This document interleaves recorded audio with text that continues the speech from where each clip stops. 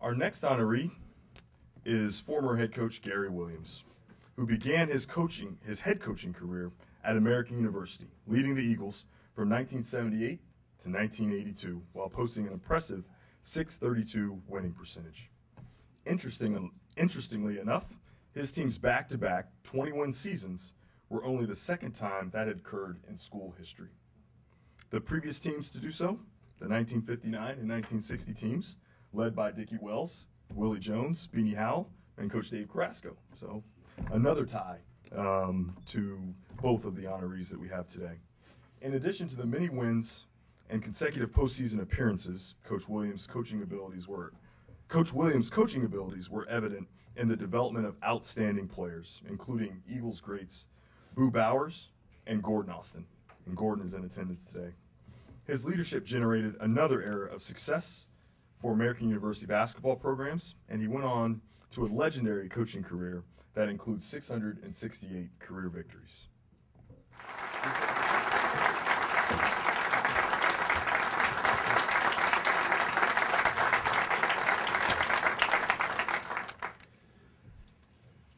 Thanks, Ed.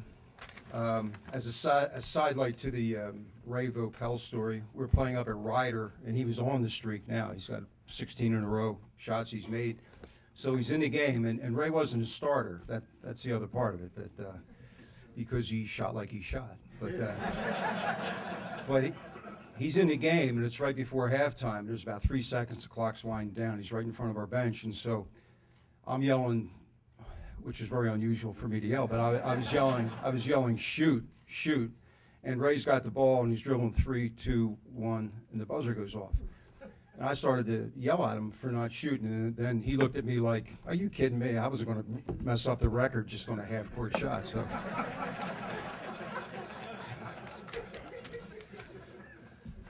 My friend Will Jones, at American University, we had a great player. Boo Bowers was, after his junior year, he was the leading scorer in the country coming back for his senior year. And I remember running into Will over at American U, right here on campus, and I said, Will, what do you think of Bowers? And Will goes, he's all right. He wasn't as good as me, but he's all right.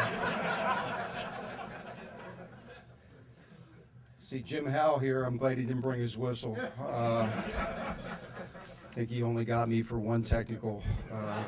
But Jim, it's great to see you. Hall of Fame official, Final Fours, championship games, all those things coming out of American U. And Dickie Wells and family, friends, congratulations. It's an honor for me to be a part of today. And, it's just, I think sometimes American U doesn't get the credit for what they've done over the years, in a lot of areas, academically, athletically, whatever. But just listening to the great speeches, I learned a lot today, and it really means a lot to me to be here today. I'll never forget, I was assistant coach at Boston College in 1977. And Ed was the assistant coach at Tufts, I believe, playing for Tom Penders, very good coach, and was getting his master's degree there. It's really bad when you hire an assistant coach who's got his master's and will get his law degree, and I'm sitting there with my little business degree. But Bob Fraley called me and he asked me to come down to interview. Tom Young had just gone to Rutgers, became the new basketball coach, head basketball coach at Rutgers. And Tom got to the Final Four at Rutgers, and he was really a good friend of mine over the years. He had been at Maryland. He came in right the year after I was finished playing there. I believe that was '67, and brought with him a fellow named Tom Davis, who rescued me from the high school ranks up in New Jersey. I was really having a good time coaching high school and never thought I'd be a college coach, but Tom Davis became the head coach at Lafayette after being here at American University as Tom Young's assistant. And Tom called me up and he said, I want you to be the assistant basketball coach. Lafayette College, back in 1970, had never had a full-time assistant coach. Jay Matola back there was a great player at Lafayette, and I said, sure, I'll go. He says, well, there's one thing. You have to be the head soccer coach. And this is before I knew Pete Maillard. Where's Pete? Where'd Pete go? Well, anyway. Pete took American youth to the Final Four in soccer during the time I was here, and he was just a great coach. But when I went to Lafayette, I became I was the assistant basketball coach and head soccer coach, and I had really never seen, many soccer games. That wasn't part of things where I grew up in New Jersey. So I did that for 6 years. It was one of those deals, if you ever had a job like this where the athletic director tells you, he said, look, just do it for a year, and we'll get somebody in here next year. Well, 6 years later, when I was still the soccer coach, but I did get, by being with Tom Davis and knowing Tom Young, Bob Fraley, the athletic director down there, really relied on those two guys when Tom Young left to go to Rutgers, and basically that's how I wound up here. And I'll never forget coming down from Boston. There was snow and ground up there, and I land in D.C. It's a nice spring day in March, and I meet with Bob Fraley. Great, walking around campus, met faculty, met some of the players on the team, and he said, if you have any questions when you get home, give me a call tonight. And so I got off the plane up at Logan Airport in Boston, got home, and I was thinking about the job down here. And I did have a question, so I called Bob Fraley. I said, Bob, great campus, unbelievable, great area, Washington. Where's the gym?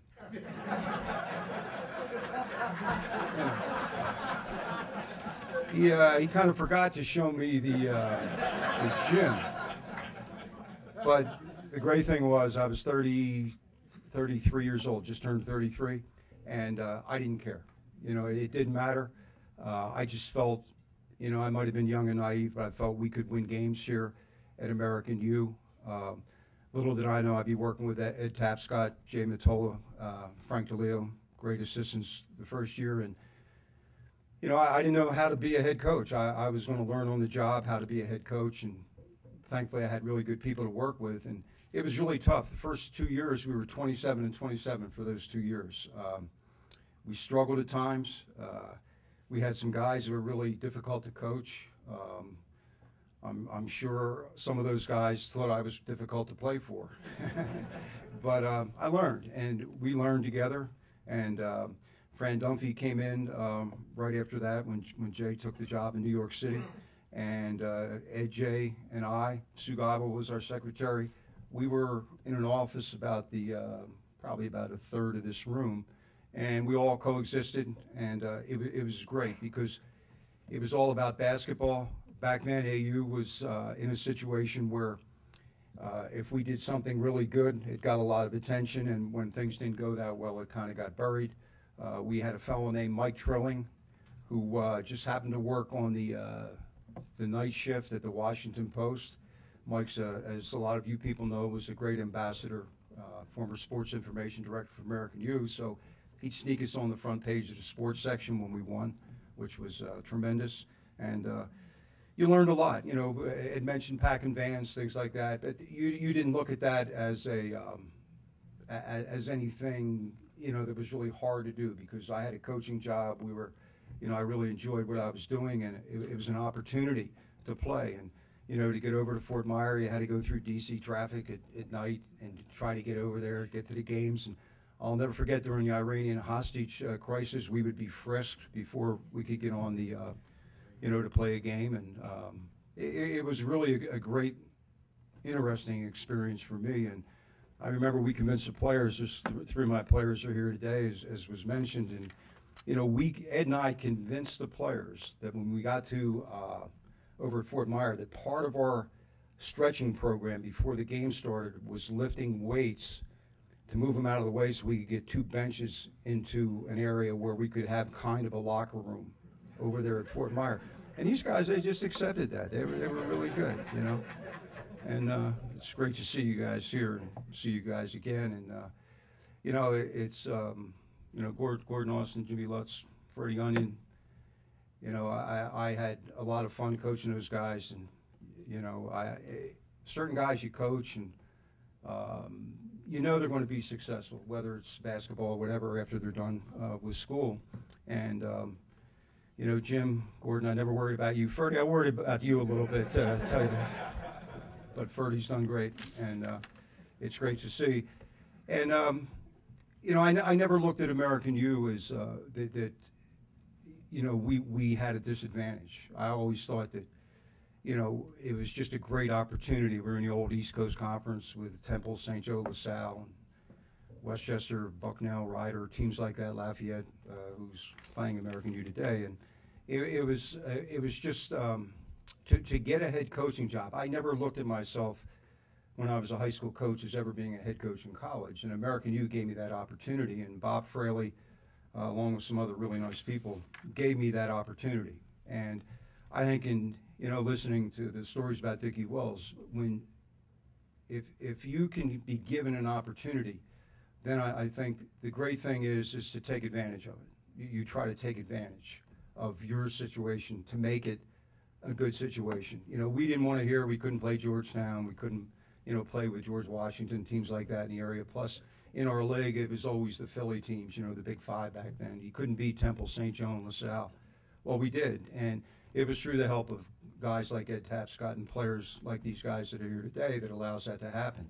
And one thing you learn when you're connected with a team, and you know, I kind of basically my whole adult life has been connected with a team. I learned very quickly that how important it is that everybody can function together. In other words, it's never completely smooth. There's always some fires you're putting out or whatever. But basically, to be able to be a part of that type of thing is a great thing. And I think any player that ever participated on a team in a team sport, no matter what the sport, benefits from that as they go on with their family or with their job and things like that. Because sometimes, you know, you coach people who think it's always going to be perfect. It's always, you know, going to go the way it should. And it just doesn't work that way.